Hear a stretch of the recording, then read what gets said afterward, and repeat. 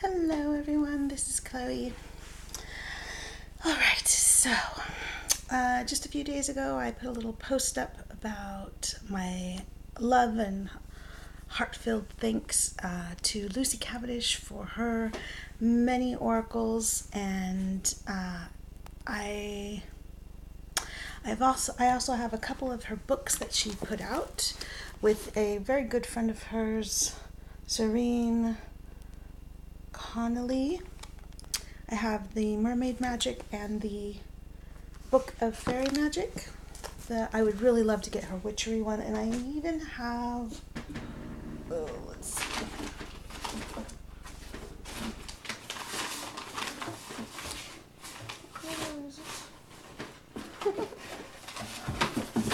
Oh, here it is.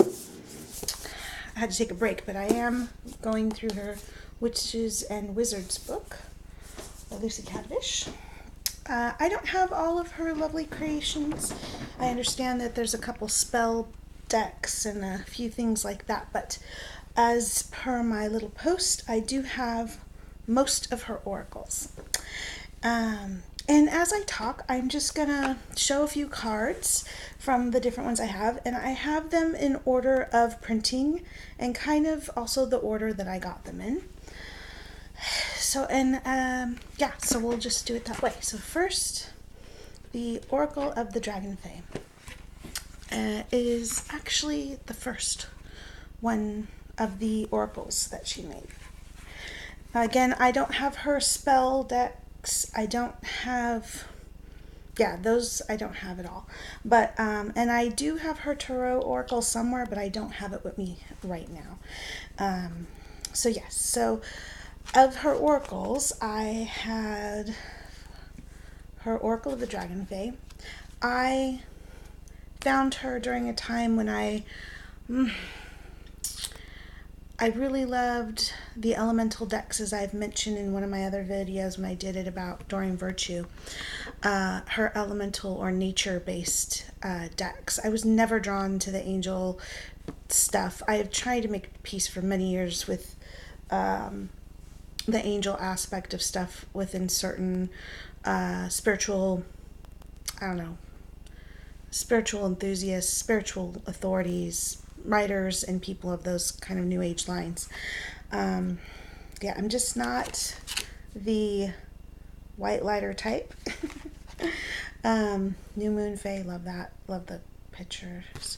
Now, the one thing I love about this, and the reason why I bring up Doreen Virtue while bringing in about Lucy Cavendish, is that this deck has a few features, I should say. I would say a couple, but I think there's actually 3 features that you might find in a Doreen Virtue deck, okay?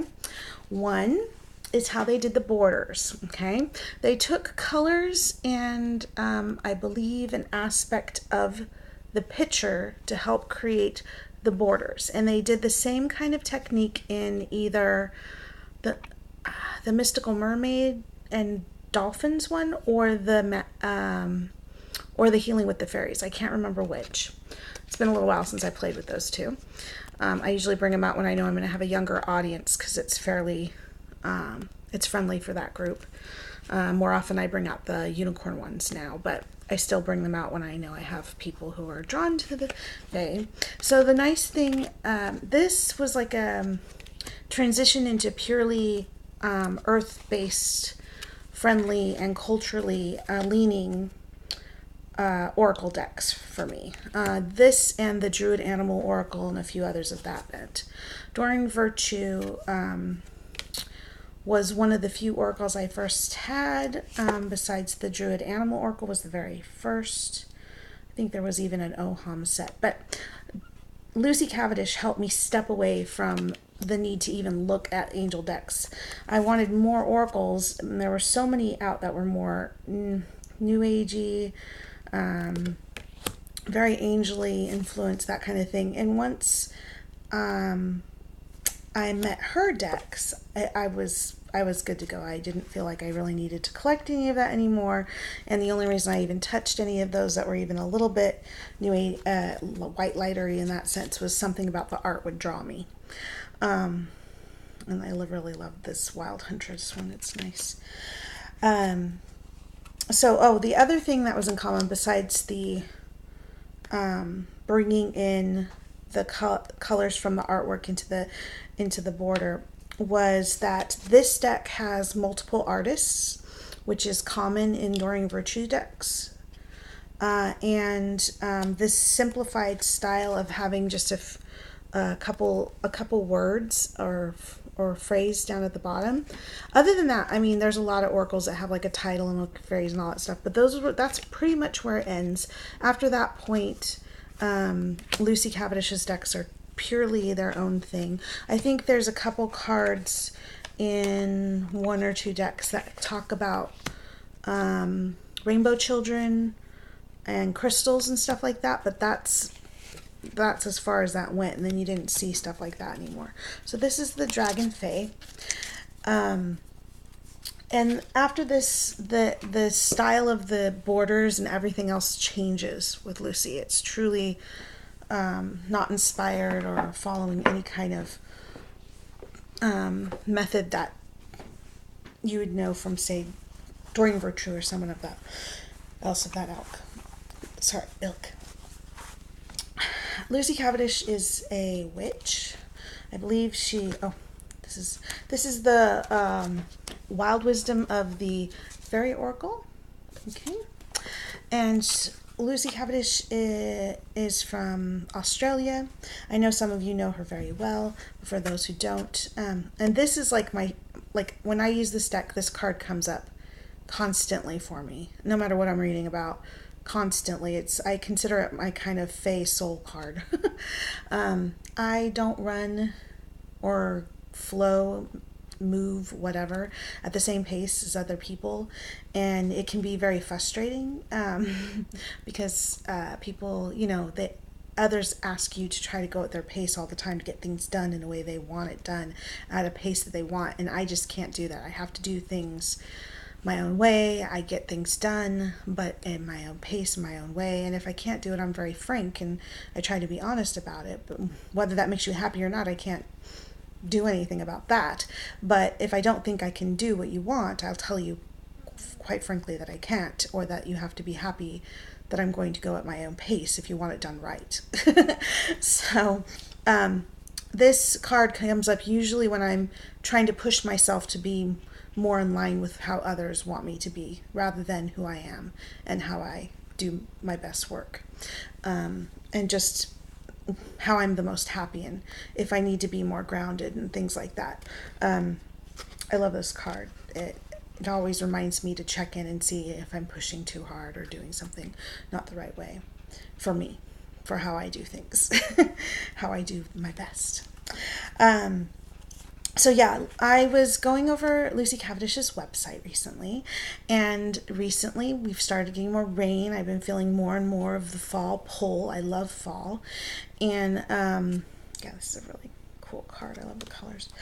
And Lucy Cavendish's decks really, for me, have kind of a subtle in-between, neither light or dark, yet an in-between feel to them, to me, like fall. And not all of them, mind you, but many of them, or they have cards within them, a lot of them, that fill that part of the in-between, like the fae, the nature spirits, the shadowy areas you find in the forest. That's what Lucy's energy and spiritual leanings feel to me. Not negative or positive or anything like that. I was really happy, as I was mentioning her website, to find out that she had studied with the OBOD, and that's why you can find a really even-handed mentioning of druids and other nature spiritual paths and minded methods within her writings and work. I always wondered why I always felt so comfortable reading her work. I love the palette of this shimmer card. I really do. A mixture of blues and purples and soft grays and I just love it. It's so gorgeous. This is a Selena Finch. Oh, there it is. This is the card. This is like one of the few cards that brings in that kind of indigo, crystal children kind of a little bit of white lighter stuff. But most of her decks are a little shadowy. They have a really even hand of the light and dark and in between. And I love that about her work. All right, let me move on to the next deck. Again, that was the Wild Wisdom of the Fairy Oracle. So this is just a continuation of a thank you to Lucy Cavendish and an acknowledgement of a kindred spirit. Now, she definitely considers herself, from what I understand from reading her work and how she's mostly represented in the community, she is a witch. But she has studied with the OBOD. And when I found that out, I never could afford to do the program of the OBOD. Just could not. And I've always been more of a solitary individual practitioner. I have done public ritual and I have participated in workings with others, but I've never formally been part of, love this one, Shadow and Light, part of a group in that sense. And to see someone who is very much a witch, a Wicca, I'm not sure how she would call herself, you'd have to ask her, but as I understand it, in Australia I've heard often she's considered like a white witch.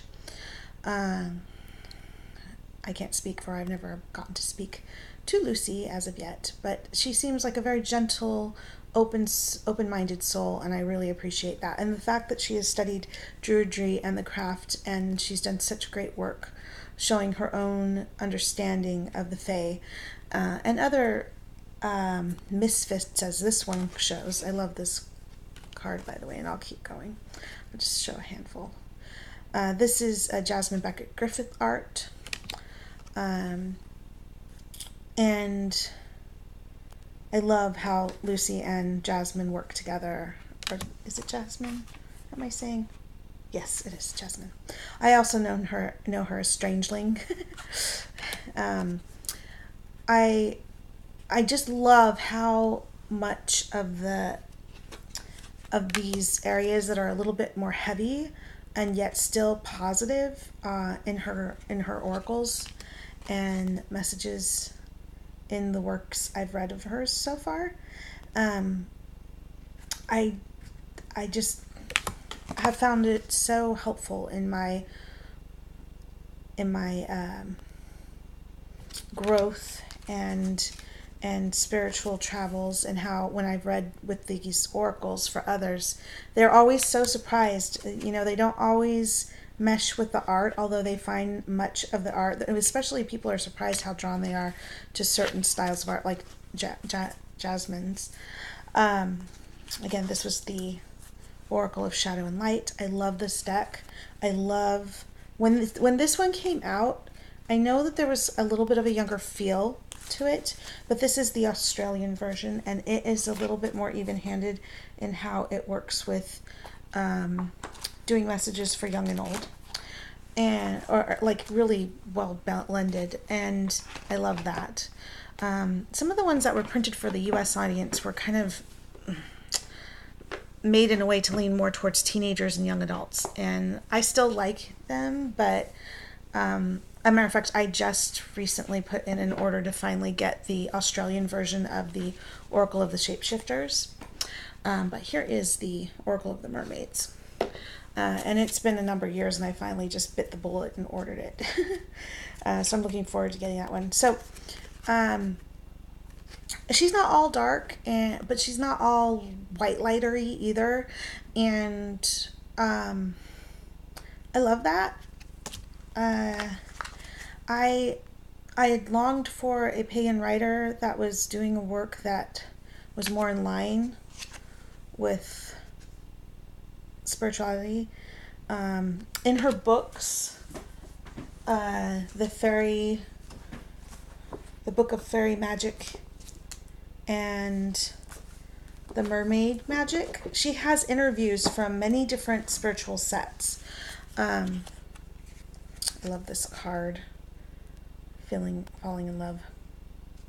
This is a trimmed one of her Oracle of the Mermaids. It's very beautiful. This is another Selena Finch, or Finnick. I never know how to pronounce your last name, Selena. I'm so sorry.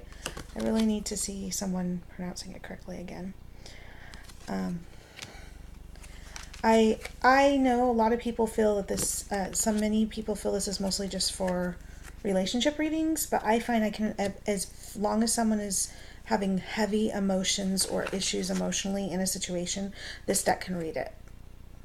And I love that it really connects on that level. I always show this card like this because literally the mermaid's in the water and she's looking at a reflection of herself up top. And I just feel odd when I put it like this because that's totally not what's really happening. It's sorry. It's definitely more like this. Anyways. There's a lot of, oh yeah, this yearning one. There's just so much emotion going on there. And I like that. I don't like it. I like there to be a bit more. I'm not the fondest of the fully overly sexual mermaid, but I just feel that these are very strong feminine figures in this deck. And it is kind of a traditional look. This is probably the most irreverent, and I'll stop with this one. I love this little pirate mermaid. It's kind of cute.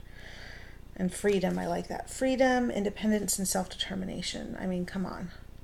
Freedom. Come on, zoom in. Silly camera. There we go. Come on. Oh, well. Here we go. All right. So I wanted to pause for just a moment. Yeah, she had some very interesting people that she interviewed for her books. I was just going to go to that page where it talks about the interviews. So an artist, Jessica Galbraith, an illustrator, Danella Spinetti, Hannah Mermaid, she's a real life practicing mermaid, author Michelle Loverick. If you go down, there is a druidess Cassandra Edison, and I believe in the fairy one, there's also a crystal healer, Serene Michelle, I'm not sure which. Bath salt maker Trisha Anderson Young. She got a really awesome mix of people for the interviews, including Andrew Parker, who is a dolphin swim facilitator. Lots of nice representation for interviews in the Mermaid Magic book. And then in the Fairy Magic, Book of Fairy Magic, let me see. Just trying to find the interview page again. I love the little illustrations and things in this book. Okay, so Pagan Arthur, Cassandra Edison again. Doreen Virtue is in here. Jessica Galbraith, Selena Finich, model and creator Lady Amarantha's Fairy Magic. Let's see, Karen Kay's, Izzy Ivy's, but I believe, Wendy Rule, the songstress, magical musician, environmentalist Kara Walker, and author Juliet Marilla. I'm not sure how. Marillier. Sorry, I'm not the best with last names. Amelia Sayers. I'm pretty sure in one of these books I thought I saw Memorial.org, but I could be wrong. I don't think so. Maybe I am. Well, that's too bad. But Cassandra's in here, and she's a druidess. Huh. I can't be that wrong. It just seems off to me.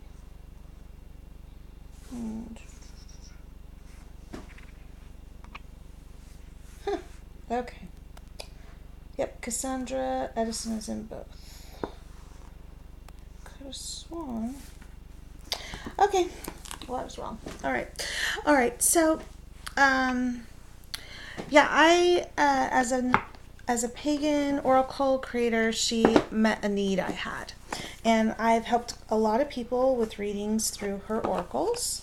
This is one of my favorites is the Oracle of the Shapeshifters. Like I said, I finally just broken down and ordered a copy of the Australian one that I was able to find on eBay of all places. I'm really hoping it truly is the Australian version. I have the American one, as you can see, and I love it. I do. I just want to have the more, the book information and I even love the look of this style.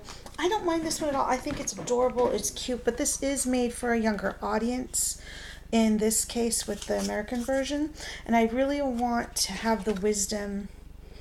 I know some people feel like it's slight tweaks, but there is some definite art changes in some from the Aussie version versus the American version.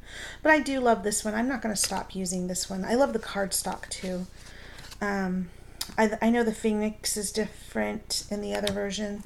I love this one. This one reads so well. Transitioning time, big changes, and things like that. I love animals. I love these little creatures, all different kinds, from fae to fallen angels or what have you. I'm not really an angel person, but the way they present angels in Lucy's and Jasmine's art really works for me. I don't feel as resistant to the angelic energy that she's running in this deck. I usually like to say currents, but someone was talking to me about energy so much it's just in my lingo today.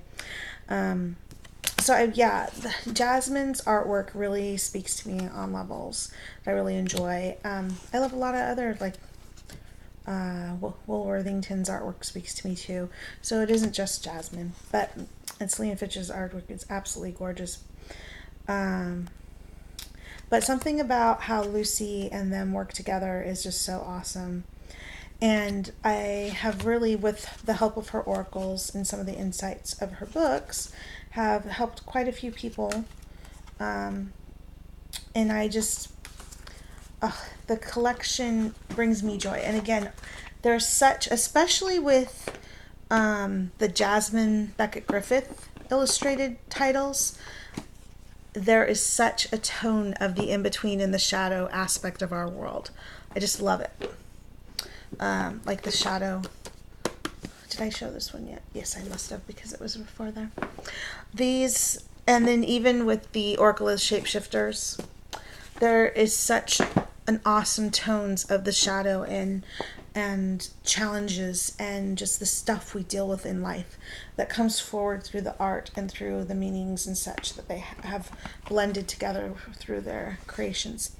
When this one came out, the Fairy Tale Oracle, oh my gosh. Before this one came out, Jasmine Beckett Griffith's Oracle came out, but she didn't do it with Lucy. She did it with her sisters. It has a very different tone. It takes a different method of study to get that oracle down, and it is really a different experience compared to reading Lucy's oracles and tools. So I really love the fairy tales. The book, it looks like a book cover on, say, a classic book of reading old tales. I love a good Grimm's tale. There are so many myths and tales and culturally different stories that come up in this, and I was so thrilled to see old favorites and apply them into meanings and how to share and interact with someone in their currents and experiences through the stories of the fairy tales. And it is so good. I mean, I'm going through some major shit. Sorry for cussing, but I've been going through a major transitional year with everything from the moon, within my relationship with my husband, changes with my sons, and even within myself. It hasn't been an easy year, but also great joy coming back to Washington State and experiencing improvements with my allergies and getting used to everything. When I started really working with this deck, I was like, my gosh, yes, I do need to work on those things, and yes, I do need to face that stuff. But when it was brought up through the stories and through illustrations in this deck, it did it in such a way that I wasn't quite as resistant to looking at things as I might have been with other oracles, or maybe thinking, oh no, maybe it's really talking about this instead of what I think it's talking about. I don't doubt as much when I'm reading for other people, but as readers, we are so close to what we're going in our own lives, it's sometimes easier to read for other people because we're not experiencing the same thing, and we can take kind of a different view on their situation than they can themselves. So when you're reading for yourself, it's far more personal and more, it isn't that it's really deeper, but it's definitely a different experience, right? So, this fairy tale oracle, it's told me a few harsh truths, but definitely things I needed to really look at and face. So I've really enjoyed it, and I loved it. Didn't go back to pulling the like some shapes from the pictures and putting it into the borders, but it did go to pulling a color. I'm trying to see. I think the color is in like the glasses and a couple. Yeah, in the glasses. It's one of the tones that's in the glasses in this one. And in this case, the green is in her hair, and it's kind of part of the background aspect, and they've taken that green and made it part of the border. I love, when they did this, I was like, oh, I love that style where they kind of mesh up the colors, going back to the Oracle of the Dragon Fae. Don't get me wrong, I really love the Wild Wisdom of the Fairy Oracle border and backs as well. Totally gorgeous decks. But I loved this. And I loved reading about new fairy tales and learning about them and how quickly that could come up, and I could take chunks or different parts or scenes from the story and really relate it to people's experiences and the energy that I was feeling from them. This deck really works for me. I really love the tones of color. I can't even... It was really nice to go back with Jasmine and reconnect with Lucy and with Jasmine through the Fairy Tale Oracle. For a moment there, when I experienced the mermaid deck that Jasmine put out in between working with Lucy, that I still loved that deck. Not as much as the others that I have, but it was definitely a lot more work connecting with Jasmine's water/mermaid oracle. But I do love this one. This one really, it also made me go back to this. This deck also made me go back to that oracle and try much harder to use it and get it down. Because it was more like when I got the Enchanted Oracle, which was another fairy fantasy artist. What was that one called? It was the Enchanted Oracle. Yeah. I'm trying to... Jessica Galbraith had, or is that the right lady? I'll have to look through my collection. That one you also needed to really memorize the meanings and connect it with the pictures, and then you could bring it up after you got the connections going. Kind of like when you're first starting to learn tarot and you're taking the harder route of trying to memorize every single card. Luckily, there's a lot fewer cards in the oracles than there is in the... Oh, I love this story of the brother and the sister. Transformation is the meaning. I really like this because you didn't have to remember everything. You could take your time studying the stories and still read with this deck, using the visuals and the key term to try to blend with the currents that I was feeling from people. All right, that's enough of that. Oh, I love this one. Yeah, so I love the rich jeweled tones and the feel of it, and bringing in the cultural and older folk wisdom through the fairy tales into our everyday lives. That was so awesome. There's been a couple other oracles in Lenormand that's come out based off of the fairy tales, and Lucy brought that through very, very well. I like it a lot. Okay, here is the last one, the latest one. I know there's another one coming out, but it's another spell-based deck coming out this year, but it's not an oracle like these.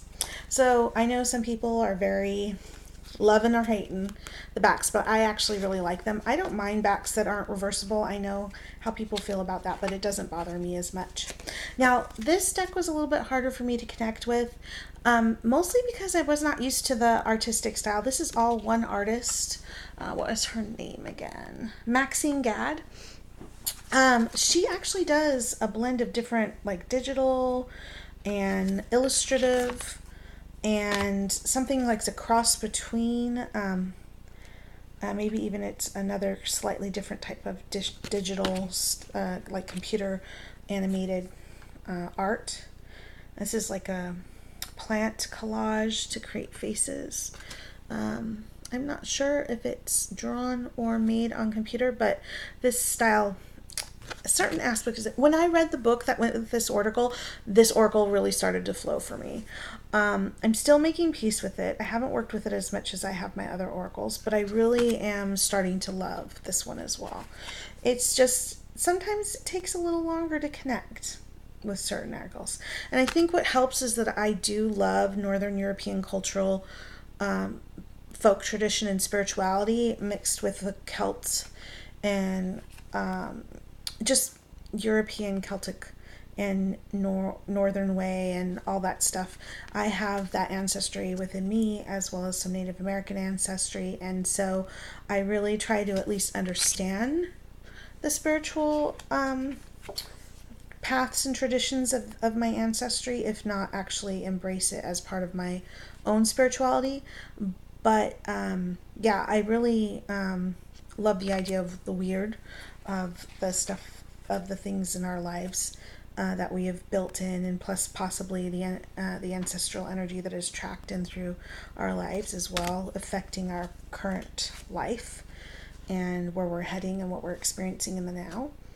I do really feel that that's a truth, and I've experienced a lot of things that make me feel like it's really part of the current of our lives. Frigga, this one has goddesses, witches, elves, fae. Queen of the Unseelie was one of the ones that we passed, this red-headed lady. Okay. Shapeshifters, witches, wizards. I would almost say druids, but there is definitely Celtic. I don't think this one's Celtic, but I don't know. I need to go back and reread again. It's been a little while since I've worked with this deck. But after I read the book, and I love that there's a bit of also different races. Like the Fae here are more African, or maybe, no, they're different. And I love that it isn't all just white Caucasian people. There's some people with somewhat darker skin, paler skin, everything in between. I like that. I think that's important to be inclusive of different people, no matter if you are mostly Northern European and Celtic bent in here. I love the dark elves.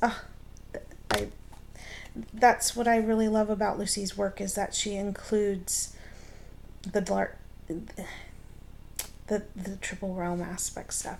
I don't think she would think of it that way, but to me, I don't believe in just black or white. I believe in a braiding of the three, the in between with all of it all. The here, the there, the everywhere, land, sea, and sky, all working together. Those are all aspects of Mother Earth in her physical and spiritual form. Salut. So yeah, I'm really starting to enjoy working with this deck. I haven't worked with it as heavily as the others, and I did black Sharpie on the edges of these. So to put it all shortly, Lucy has been a big influence in my life in the last, at least 10 years, if not a little bit more. And I thank you, Lucy Cavendish, so much for these wonderful tools and inspirations and very thoughtful books that have helped influence my spiritual path. I'm working through your Witches and Wizards book right now, and I will be laying / studying / working with my Lucy Cavendish oracles through the rest of the cold part of the year. So that means all through fall, probably mostly through winter and into the spring. Some of these decks, definitely like the mermaid ones, I work with a little bit more through the summer. But just because I feel more inclined to work with her in the cooler months, maybe someone feels all year long or whatever. There's 7 decks here, and I know there's a vampire one that I haven't gotten yet.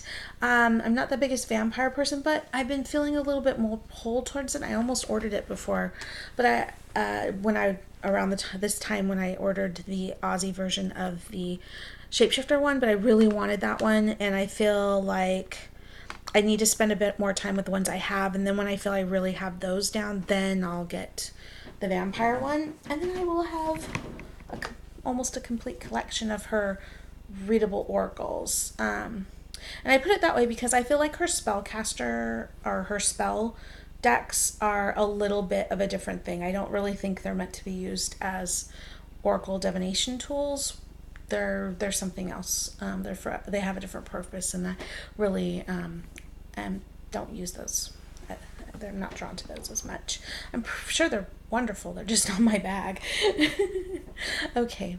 So I don't want to drag this out. It's long enough, and I hope you all, if you love Lucy too, if you have favorites in her decks, her oracles that I've shown today, or if you really love the vampire one and want to tell me about it, please feel free. Like or dislike the video. I'd really like to know if you like this style. I've been thinking about doing a Will Worthington video. I have a large chunk of collection of him and a few other oracle creators in my collection, and I do read with most, if not all, these decks for other people. If you're interested in getting a reading with these, I would love to do one for you. And yeah, just tell me, do you love Lucy too? Do you find another pagan author / spiritualist more your bag? Let me know. Let's talk about it. All right. So this is Chloe. I just want to say, hugs to Lucy. Thank you so much. I am so grateful for your tools. And hey, hugs to everybody else who sat through all this. Okay. Bye-bye.